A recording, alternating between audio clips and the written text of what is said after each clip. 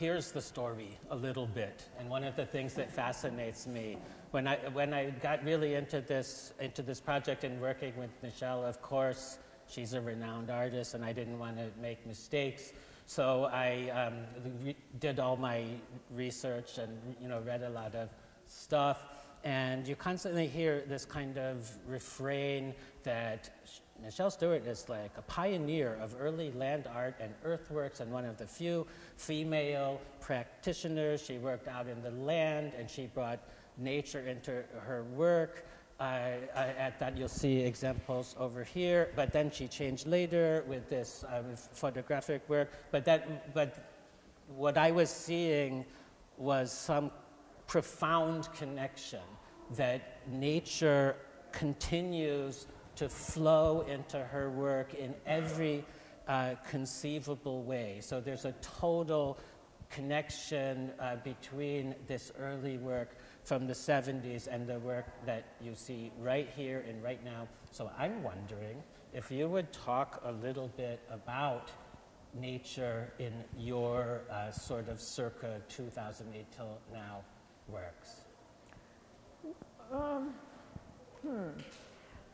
I think that one of the most important aspects of everybody loves nature, but I grew up in California and I grew up in a time where nature was really 5 seconds away. I mean, even though I grew up in LA, if you had a car in Los Angeles, and most people did, otherwise they couldn't go anywhere,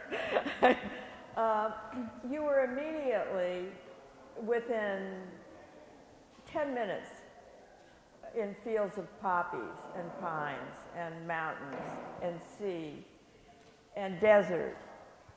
And it was a natural thing to play a part in one's soul, maybe. It's unlike growing up in a tenement or in a city. It's really unlike that. So,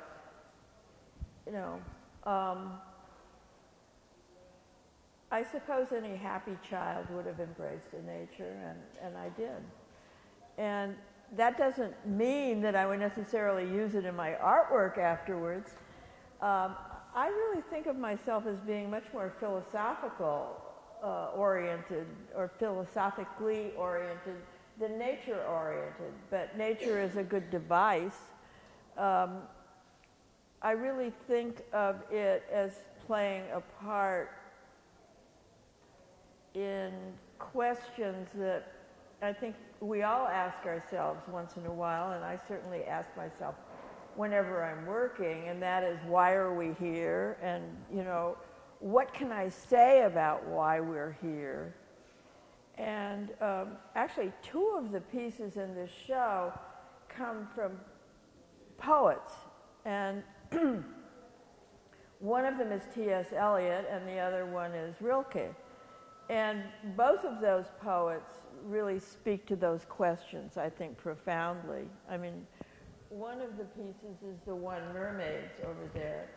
And that really comes from Prufrock, from T.S. Eliot's Prufrock, where he talks about the mermaids. Why are the mermaids singing?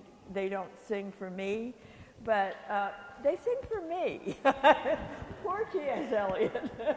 But I think they do. And the other piece that reflects that kind of philosophical bent, I think, is Das Carousel, which is over there, and that's Rilke's poem, which is a wonderful poem about innocence, really.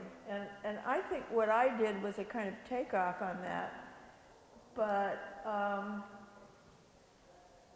it's the kind of takeoff that sees both sides of innocence.